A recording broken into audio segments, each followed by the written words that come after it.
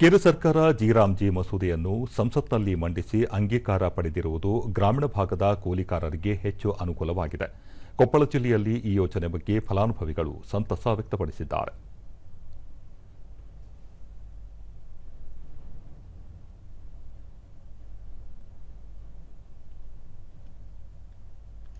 ಕೇಂದ್ರ ಸರ್ಕಾರ ದೂರದರ್ಶನದೊಂದಿಗೆ ಫಲಾನುಭವಿ ಹನುಮೇಶ್ 125 ದಿನಗಳ ಕಾಲ ಮಾನವ ದಿನಗಳನ್ನು ಹೆಚ್ಚಳ ಮಾಡಿ ಪ್ರತಿ ವಾರ ವೇತನ ಪಾವತಿ ಮಾಡುವುದು ಒಳ್ಳೆಯ ಬೆಳವಣಿಗೆ ಎಂದರು.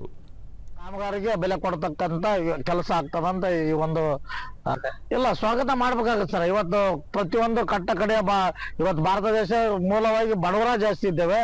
ಹಾಗಾಗಿ 25 ಮಾಡಿದ್ದು ಸೂಕ್ತ. ಬಟ್ ಪ್ರತಿಯೊಬ್ಬರಿಗೆ ತಲುಪಿಸತಕ್ಕಂತ ಕೆಲಸ ಮಾಡಿದ್ರೆ ಮಾತ್ರ ಇದಕ್ಕೆ ಬೆಲೆ ಸಿಗುತ್ತದಂತ ನಾ ಹೇಳಬಲ್ಲೆ. ಮತ್ತೋರ್ವ ಫಲಾನುಭವಿ ಹನುಮಂತಪ್ಪ ಕೌಡಿ ಹಾಲಿ ಇದ್ದ ಮಾನವ ದಿನಗಳ ಜೊತೆಗೆ ಇನ್ನೂ 25 ದಿನಗಳ ಕಾಲ ಮಾನವ ದಿನಗಳನ್ನು ಹೆಚ್ಚಳ ಮಾಡಿರುವ ಕೇಂದ್ರ ಸರ್ಕಾರದ ಕ್ರಮ ಶ್ಲಾಘನೀಯ. ಇದರಿಂದ ಬಡ ಕುಟುಂಬಗಳಿಗೆ ಹೆಚ್ಚಿನ ಅನುಕೂಲವಾಗಲಿದೆ. ಅದನ್ನು ಸಮರ್ಪಕವಾಗಿ ಜಾರಿ ಮಾಡುವುದರಿಂದ ಇನ್ನಷ್ಟು ಅನುಕೂಲವಾಗಲಿದೆ ಎಂದು ಹೇಳಿದರು. ಅವರು ಬೇರೆ ಬೇರೆ ವಲಸೆ ಹೋಗಬೇಕಾಗುತ್ತದೆ.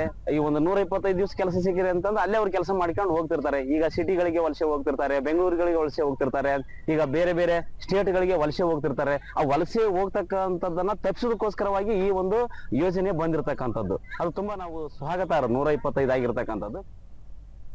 ಜಿಲ್ಲಾ ಪಂಚಾಯಿತಿ ಉಪ ಕಾರ್ಯದರ್ಶಿ ಟಿ ಕೃಷ್ಣಮೂರ್ತಿ ಜಿಲ್ಲೆಯಲ್ಲಿ 3,16,929 ಮಂದಿ ನೋಂದಣಿ ಮಾಡಿಕೊಂಡಿದ್ದಾರೆ. 21,847 ಕಾಮಗಾರಿಗಳಿಗೆ ಅನುಮೋದನೆ ನೀಡಿದ್ದು ಅವುಗಳಲ್ಲಿ ವೈಯಕ್ತಿಕ ಕಾಮಗಾರಿಗಳು ಮತ್ತು ಗುಂಪು ಕಾಮಗಾರಿಗಳು ಇವೆ.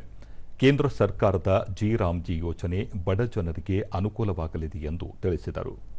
21,847 ಕಾಮಗಾರಿಗಳು ಅನುಮೋದನೆಯಾಗಿದ್ದು ಇದರಲ್ಲಿ 7,358 ಕಾಮಗಾರಿಯಲ್ಲಿ ಸಮುದಾಯ ಕಾಮಗಾರಿಗಳು ಮತ್ತು 14,489 ಕಾಮಗಾರಿಗಳು ವೈಯಕ್ತಿಕ ಕಾಮಗಾರಿಗಳು ಅಂತ ಹೇಳ್ಬೋದು ನಾವು.